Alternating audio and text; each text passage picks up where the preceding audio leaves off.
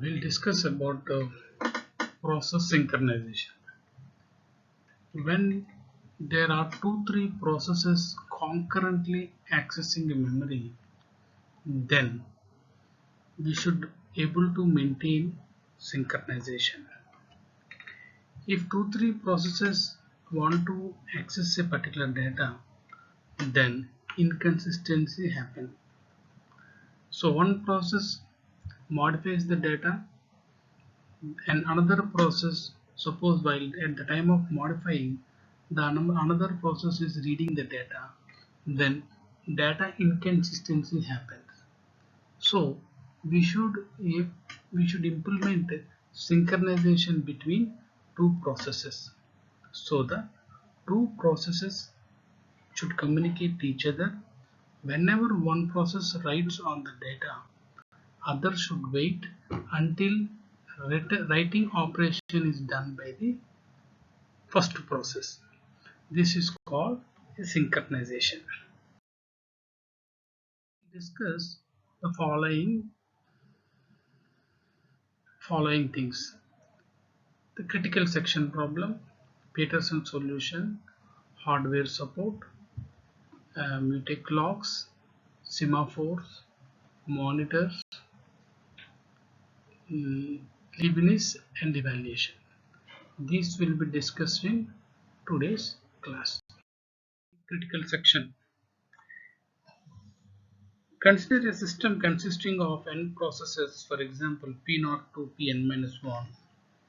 Each process has a segment of code called a critical section, in which the process may be changing common variables, updating table, writing a file, and so on.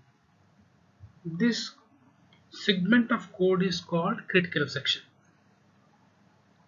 It is most important for a particular process. If any other process changes this critical section code, then inconsistency happens. Okay, see how to make consistency. That is the main idea of this subject synchronization. Using synchronization will make the data consistent. Next we'll demonstrate how mutex locks, semaphores, monitors and condition variables can be used to solve the critical section problem. Evaluate tools that solve critical section problem also will be discussed. Now see, the process can execute concurrently, means 3 to 4 processes are loaded into the memory. It is going to execute concurrently.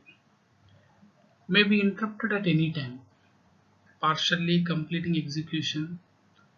When processes are in memory and executed by the CPU, at any time that process is sent back to the waiting queue. So again that process can come back using the ready queue to the processor. When process is in execution, that process can be interrupted. Whenever that process is interrupted, that present context of that process data, program counter, registers, all this data is stored in process control block for that particular process. Concurrent access to shared data may result in data inconsistency. Suppose the memory is there, 2-3 processes at a time want to share the data. Then the data will become inconsistency. One is writing, without completion of writing the data onto the buffer, some other process is started reading. Actually process 2 should read after completion of the process 1. So that is inconsistency happens. Maintaining data consistency requires a mechanism to ensure the orderly execution of cooperating processes. See how to achieve a data consistency. when there are 2-3 processes are there, they should execute in orderly based, in cooperating process, one after the other. Otherwise, data inconsistency happens that leads to the race condition. We discussed in the previous, we illustrated in chapter 4 the problem when we consider the bounded buffer problem with use of a counter that is updated concurrently by the producer and consumer, which leads to a race condition. We have seen this example in bounded buffer in processes. Bounded buffer problem. One is producer consumer problem. Producer produces a process and consumer consumes. Both share same buffer, but inconsistency happens because of the race condition, because this leads to the main inconsistency here happens because of the are not these instructions are not executed in proper order. You see this diagram. So what is a race condition? The definition of the race condition is a processes here P0 and P1 are creating child process using the fork system call. The race condition on kernel variable here, next variable PID, which represents the next available process identifier. Next available process identifier. Here fork creates child process. Here fork creates, for the P1 process, fork creates a child process. Next available PID. See, unless there is a mechanism to prevent P0 and P1 from accessing the variable next available PID, the same PID could be assigned to two different processes. See that here, this P0 is generated a fork, means it created a child process. So P0 child process should have a different PID and P1 child should have a different PID. If we are not maintaining a proper mechanism, then it leads to the inconsistency. This data may be copied for both these processes. So we should maintain a mechanism that will prevent P0 and P1 from accessing the variable. The same PID, otherwise the same PID is assigned to the both processes.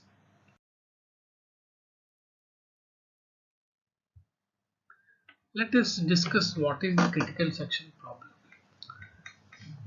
Consider a system of n processes, P0, P1 and so on, Pn. These are n processes. Each process has a critical section segment of code. Since each process has its own data, its own code, process may be changing common variables, updating table, writing file, etc. When one process in critical section, no other may be in its critical section. You see here, every process has its own segment of code that is called critical section. If that segment of code is accessed by, suppose, process P0, no other process should access that segment of code. Okay. Critical section problem is to design a protocol to solve this. What to solve? No other process should enter one's critical section. The critical section means a segment of code. Each process must ask permission to enter critical section in entry section. So critical section, before entering to the critical section, there will be entry section. Entry section is for granting permission. Then followed If entry is accessed, then critical section followed by exit section, then remaining code. This is a general structure of a process P0. How it enters into its critical section. See this carefully. Do entry section where you will get permission, then you will enter into the critical section. Critical section is a special code for that particular process. After critical section, you access the critical section area, then after that you will exit the critical section, exit section.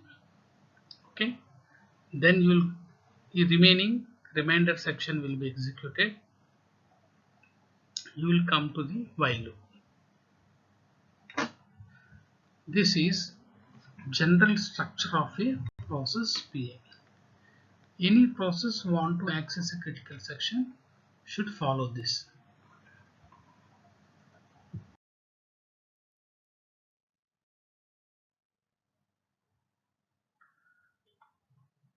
What if there are two CPUs? Now software solution. Two processes solution. Assume that the load and store machine language instructions are atomic, that is, cannot be interrupted. The two processes share one variable, that is int turn. The variable turn indicates whose turn it is to enter the critical section. Algorithm for process PI. While it is true, then you will enter into the while.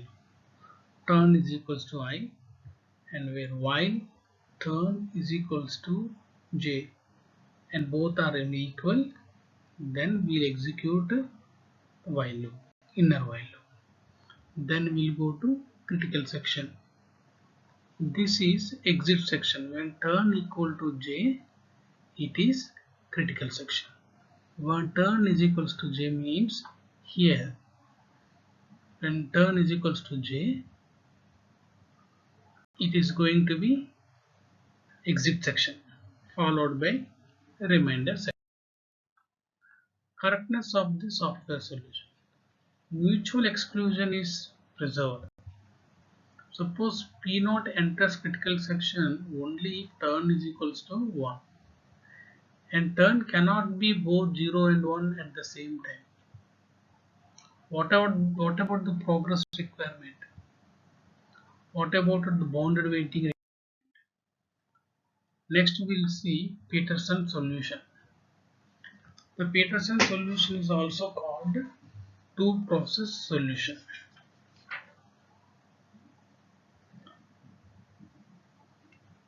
Assume that load and store machine language instructions are atomic, that is, cannot be interrupted.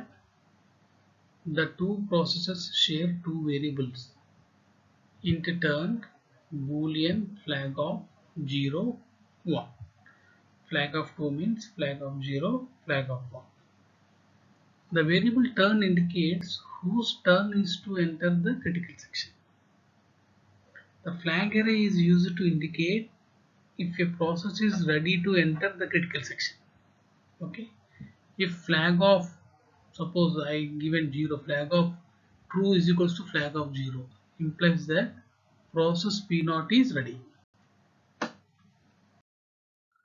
Algorithm for process P0. While true, flag of 0 is true, turn equal to j, while flag of j and flag of and turn is equal. When it is true, this will be executed and will enter into the critical section. After that, this code runs. Flag of I is equals to false is exit section and followed by remainder section. Correctness of Peterson solution. Provable that the three CS requirements are met. Critical section requirements met. Mutual exclusion is preserved. That means PI enters critical section only if either this condition or this condition. Either flag of J is equals to false or turn is equal to I. Progress requirement is satisfied. Bounded waiting requirement is met.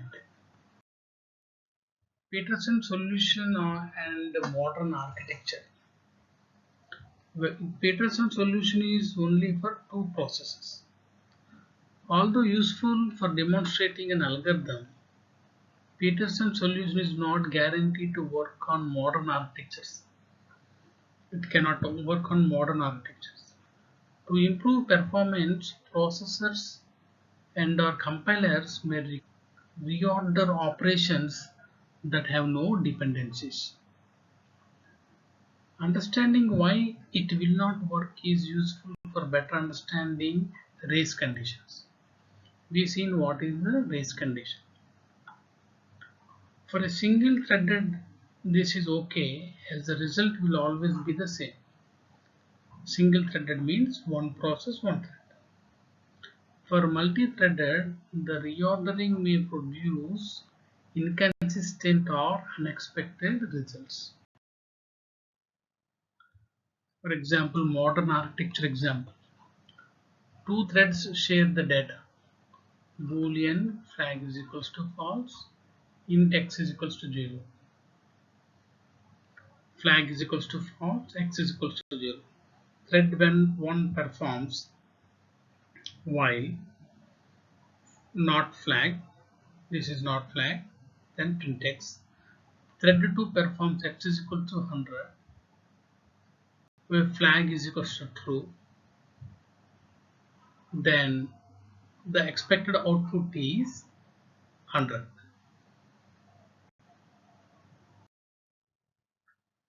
However, since the variable flag and x are independent of each other, the instruction flag is equals to true, x is equals to 100. For thread 2 may be reordered. If this occurs, the output may be 0. Peterson solution revisited. The effects of instruction reordering Peterson solution. Now you see process 0, turn is equals to 1. Flag of G is equals to 0, means ready, then CS. Process 1, turn is equals to 0, flag of 1 is equals to true, leads to critical section. This allows both processes to be in their critical section at the same time, but it should not happen.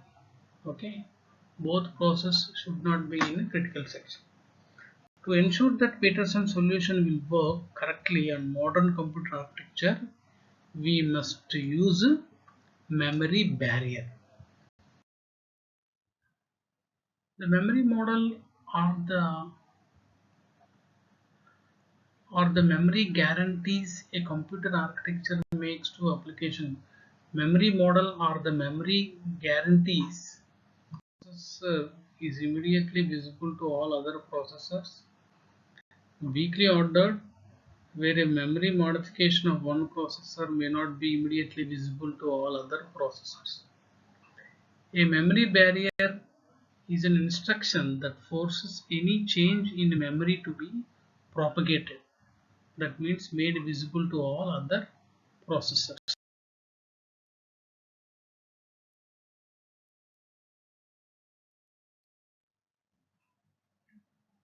When a memory barrier instruction is performed, the system ensures that all loads and stores are completed before any subsequent load or store operations are performed.